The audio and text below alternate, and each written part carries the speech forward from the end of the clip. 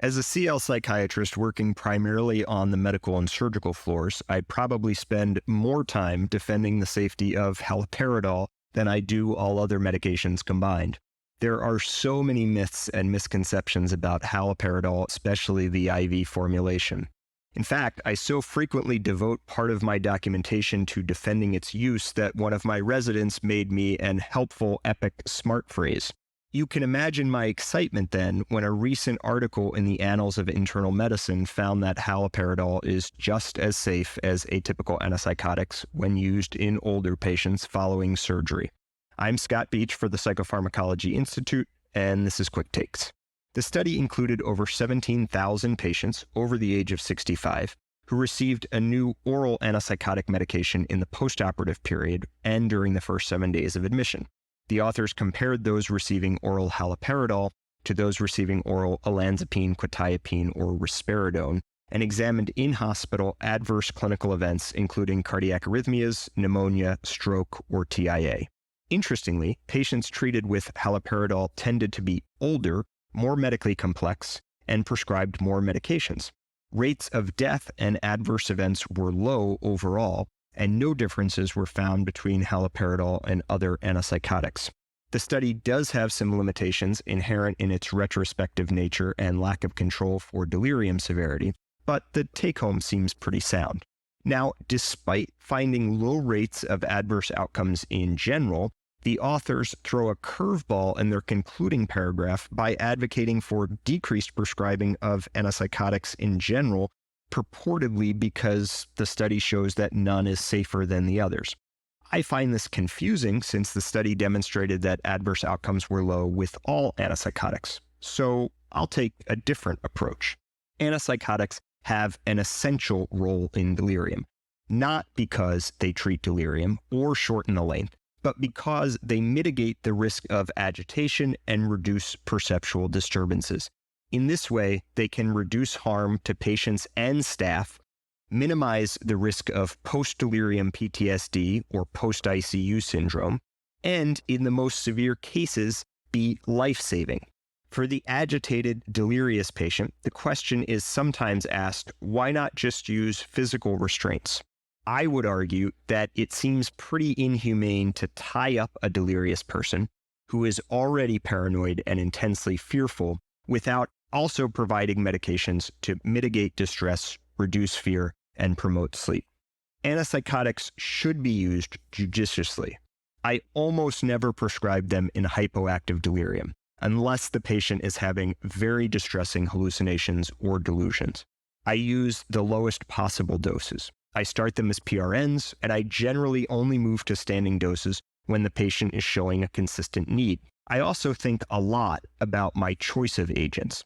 While I'm pleased with the results of the study, I'm not sure I would advocate for everyone to start prescribing oral haloperidol to older delirious patients. And if I'm being honest, I can't actually recall ever using oral haloperidol for this purpose. I find that decision in general to be a little strange. If I'm going to use haloperidol, which does actually tend to be my go-to agent, I'm going to use the IV form. It's quicker, it lasts longer, it carries less risk of harm to staff during administration, and there is no evidence that it's less safe. In fact, it may be safer, which we'll get to in a moment. If I want more sedation, I might use chlorpromazine or olanzapine. With olanzapine, I might favor PO or dissolving forms there only because the use of the intravenous form is newer and far less studied at this point. I'm not a big fan of risperidone in this population because the dose range is pretty narrow for delirium. You can't give somebody a lot of PRNs of risperidone without getting close to a ceiling effect. And frankly, I dislike quetiapine immensely for this indication because at low doses, it has no D2 blockade and is almost purely antihistaminergic and anticholinergic, which doesn't seem great for someone with delirium. So let's circle back to the safety issue with haloperidol. One of the outcomes examined in this study was cardiac arrhythmias, and no differences were found. I'm not surprised.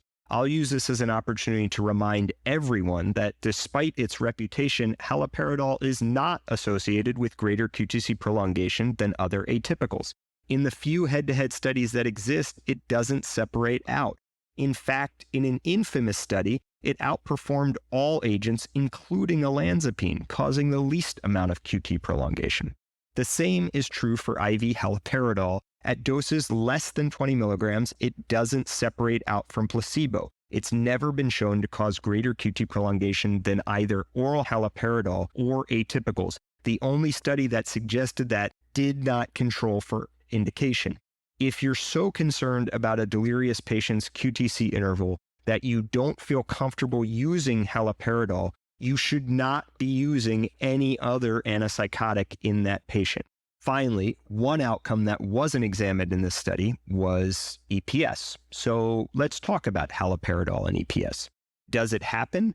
Absolutely. It's a high-potency typical antipsychotic, so the risk of EPS is traditionally greater than with low-potency agents. With oral and intramuscular formulations, all forms of EPS are well described. Dystonic reactions like torticollis of the neck, opisthotonus of the spine, and laryngeal spasm, Parkinsonism manifested by shuffling gait, masked faces, and arresting pill-rolling tremor, and akathisia, sometimes described by patients as an inner restlessness or feeling like their skin is crawling. What's interesting, though, is that intravenous haloperidol seems to be quite different for reasons that we still don't understand.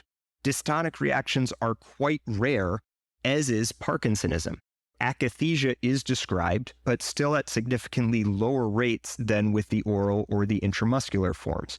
And this is true even though doses of intravenous haloperidol often greatly exceed typical doses used with oral or IM forms, sometimes up to hundreds of milligrams per day. Some people used to think this had to do with indication. The IV form tends to be used for delirium, and perhaps the delirious brain somehow protects against EPS, maybe due to relative anticholinergicity.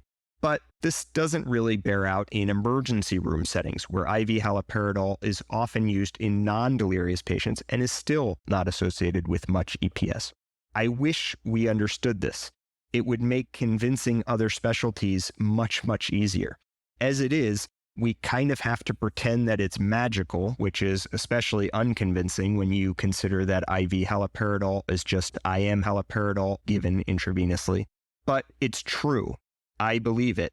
And for that reason, you don't need to combine IV haloperidol with a benzodiazepine or with an anticholinergic agent like diphenhydramine.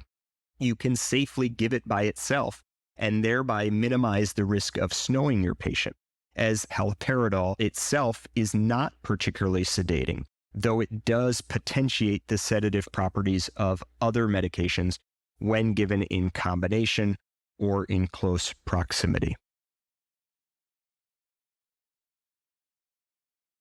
So I'll continue to use intravenous haloperidol as my go-to agent for delirious patients, and I'm encouraged by the results of this study showing that oral haloperidol is not any less safe than other antipsychotics in a delirious population.